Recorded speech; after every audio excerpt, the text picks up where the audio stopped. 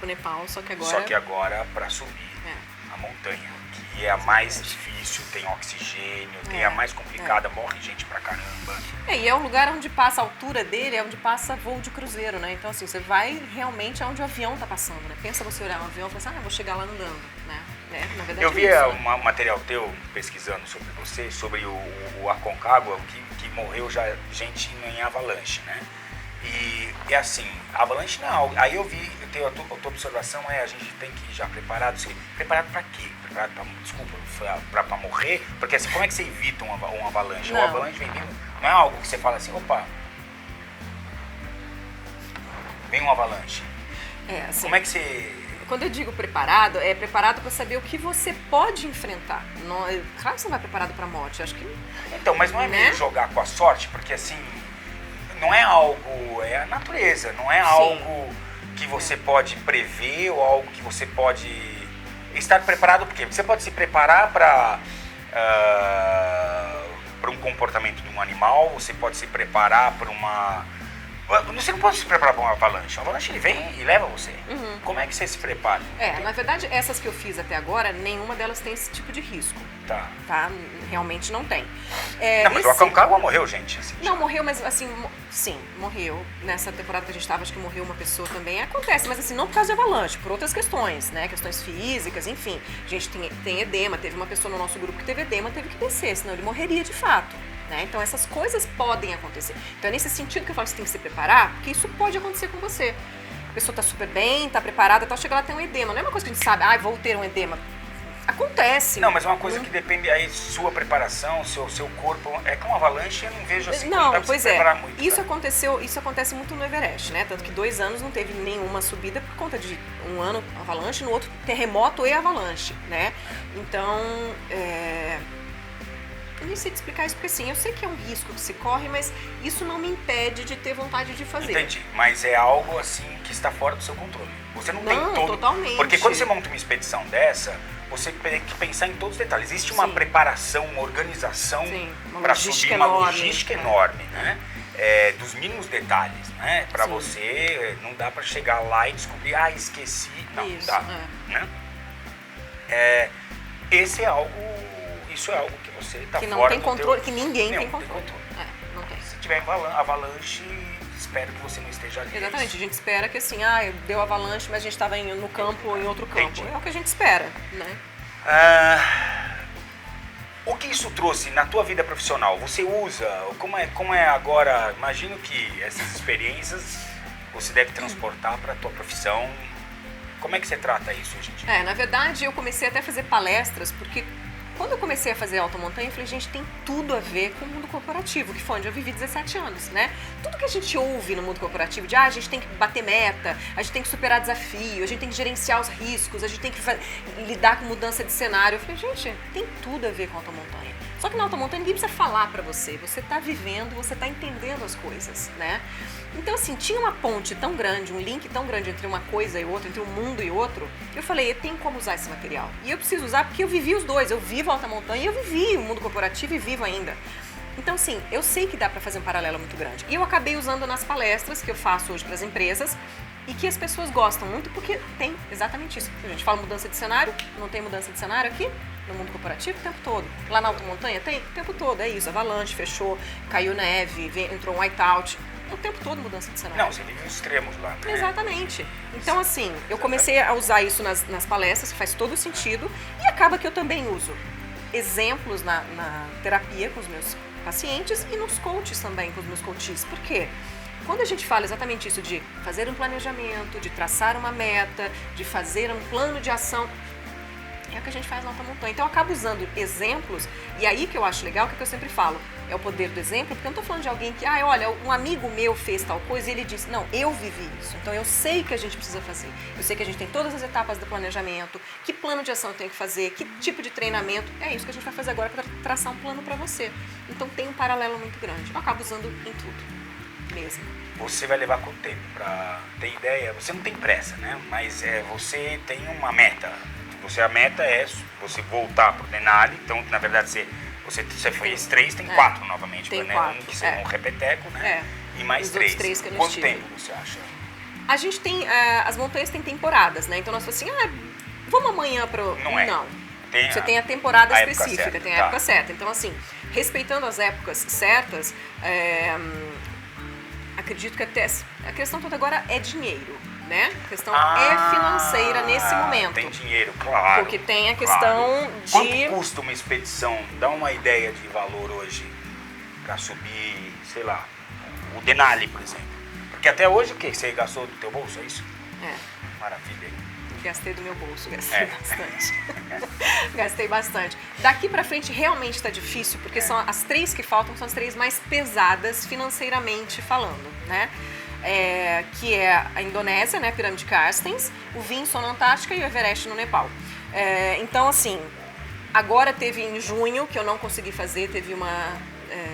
o pessoal foi para a Indonésia, eu não consegui dinheiro, que é a mais barata das 3 que faltam, que está em torno de 16, 17 mil dólares. Eu sei que tem, assim, valores, porque daí existem vários tipos de expedição, né? Assim, a questão de comida ou algum tipo de acampamento, então por isso que tem essa faixa aí, mas começa em torno de uns 60 mil dólares até mais de 100 mil dólares.